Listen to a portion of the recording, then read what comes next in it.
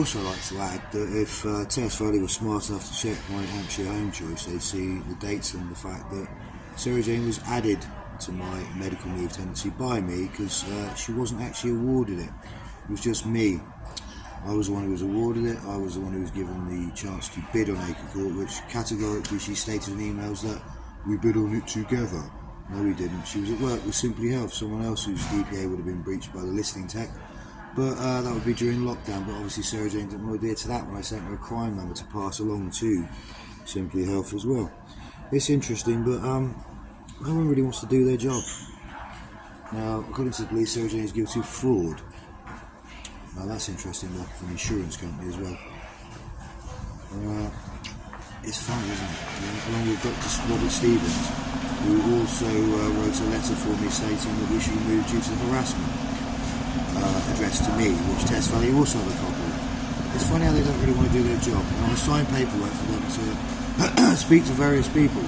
What they did do is misrepresent themselves entirely, because the navigators gave me this paperwork saying, we'll talk to Asta, the people who were supposed to be dealing with it all, and sent the ASBO team to speak to us, along with Hampshire County Council's ASBO team, and told us we needed to take photographs. And there were 400 photographs of harassment being basically occurring outside our house in 4 months, including motorcycles being ridden up and down mini motors on public footpaths whilst people were drinking, their children, etc.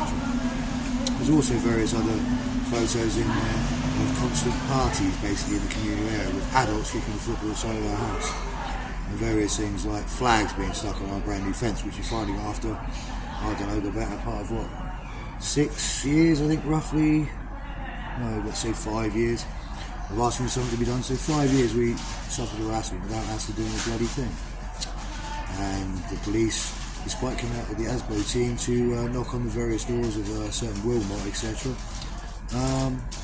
apparently had no record of it. I find that quite interesting. No record of attending for someone to be served a dispersal order, I believe, in the communal area, because they're all breaching their tenancy agreement. Isn't it funny, it comes down to tenancy agreements being breached and the law not being adhered to? Sounds to me like Andover's got a real problem actually following the law, and the police have a real problem enforcing the law. Although I've seen various people, so-called police, come bombing past me in underpasses riding bikes. Now that's not really health and safety, is it? I wasn't aware if you're a policeman, you could drive a police car up on the curb and through the public, etc. Endangering the public. So that's kind of funny, isn't it? It's interesting, all this stuff's being done to breach people's human, civil rights, etc. Nothing's being done about it.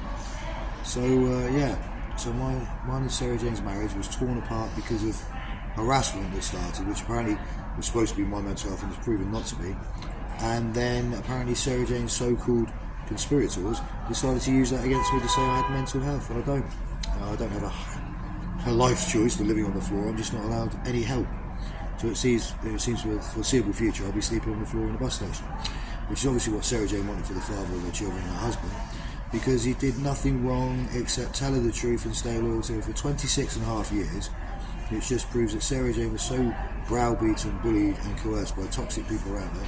She chose drugs, alcohol, endangering our children, ignoring human rights, civil rights and our civil partnership, to basically gain control illegally of a tenancy whilst committing a laundry list of crimes prompted by the people around her. And it says a lot for the toxic environment she's in. Of course, toxic environment is a word used by adult social services from Cornwall. And I told her about it, oh God, your wife's surrounded by toxic people, she needs to get out of that.